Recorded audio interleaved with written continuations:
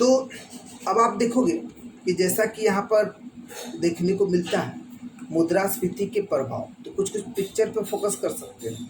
नहीं, आप देख सकते हो कि बैंक क्रेडिटर्स है, मतलब लेंडर, उधार देने वाला, है ना। आप डेटर्स, बोरा, उधार लेने वाला।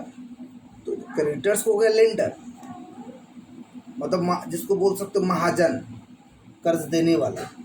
डेटर्स लेने वाला ब्रोअर्स। तो देखिए, है ना, यहाँ पर दिख रहा है। अच्छा, उसके बाद यहाँ पर आप देख सकते हो क्रेडिटर्स। इसका देखिए पूरा एकदम स्टाइल में, नहीं क्योंकि ये दे रही है, ये लेने वाला डेटर्स, ये लेंडर, ब्रोअर्स, लेने वाला।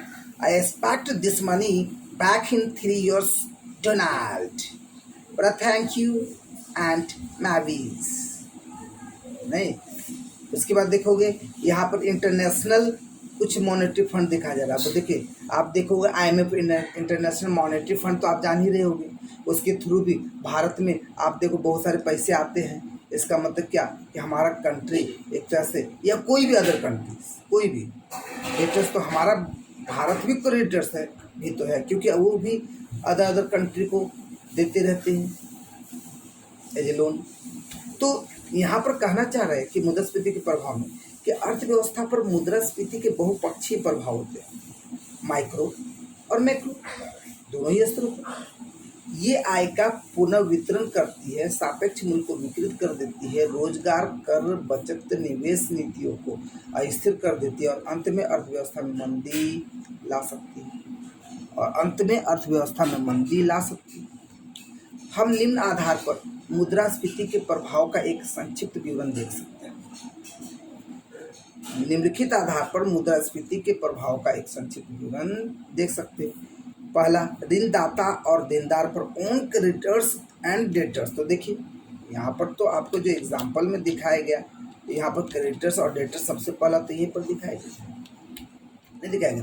तो जाहिर सी बात है मुद्रास्फीति का प्रभाव क्रेडिटर्स पे भी पड़ता है, महाजन पर, लेंडर्स पर, और डेटर्स पे भी पड़ते हैं, ब्रोवर्स पर, बोले तो जो कर्ज लेते हैं, उधारकर्ता लेते, उधारकर्ता। तो मुद्रास्फीति संपत्ति ऋणदाता से देनदार को, बोले तो डेटर्स को पुनर्वितरण कर देती है, दे देती है। जैसे उधार देने वाले को नुकसान होता है, लेकिन मुद्रास्फीति से उधार लेने वाले को फायदा होता है। तो जो उधार दिया उसको नुकसान हुआ, जो लिया उसको फायदा हुआ। और स्थिति में इसके ठीक विपरीत असर देखने को मिलता है। नहीं, नेक्स्ट, तो ये पूरी तरह से हम लोग फोकस कर रहे हैं इसके प्रभाव। तो प्रभाव क्या डेटर्स क्रेडिटर्स पे पड़ा, प्रभाव क्या उधारी दर पर पड़ेगा, ठीक है, किस पर पड़ेगा, उधारी दर पर। इसका मतलब हम लोग बोल सकते हैं कि मुद्रास्फीति का प्रभाव उधारी दर पर। मुद्रास्फीति बढ़ने पर उधार देने वाले संस्थानों पर ज्यादा उधार देने का दबाव पड़ता है। संस्थान ब्याज की मामूली दरों में संशोधन नहीं करते, क्यों? क्योंकि उधार की असली लागत उसी अनुपात में गिर जाती है जिस अनुपात में मुद्रास्फीति बढ़ती। अच्छा, कुल मांग पर प्रभाव, कुल मांग पर भी पड़ेगा, ऑन एग्रीगेट डिमांड।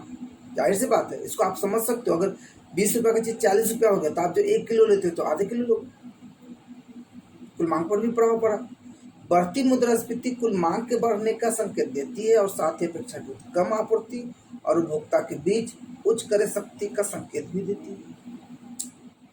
बढ़ती मुद्रास्फीति कुल मांग के बढ़ने का संकेत देती है और साथ ही अपेक्षाकृत कम आपूर्ति और उपभोक्ता के बीच उच्च क्रय शक्ति का संकेत भी देती है।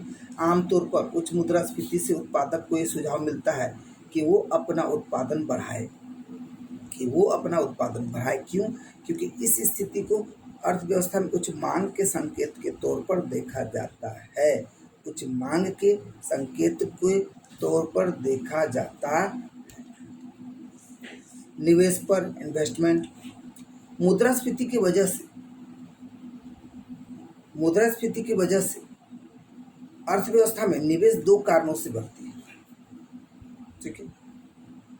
उच्च मुद्रास्फीति उच्च मांग का संकेत करती है और कारोबारियों को सुझाव देती है कि वो अपने उत्पादन का विस्तार करें।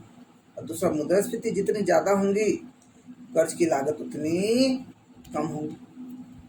नेक्स्ट, आय पर, इनकम पर फोकस करते हैं। मुद्रास्फीति का व्यक्तियों और संस्थाओं की आय पर एक जैसा प्रभाव पड़ता है। ठीक है।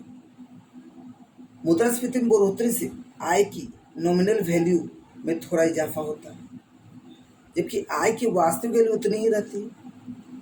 कीमत का स्तर बढ़ने से अल्पावधि में रुपये की क्रय शक्ति कम हो जाती है, लेकिन दीर्घकाल में आय का स्तर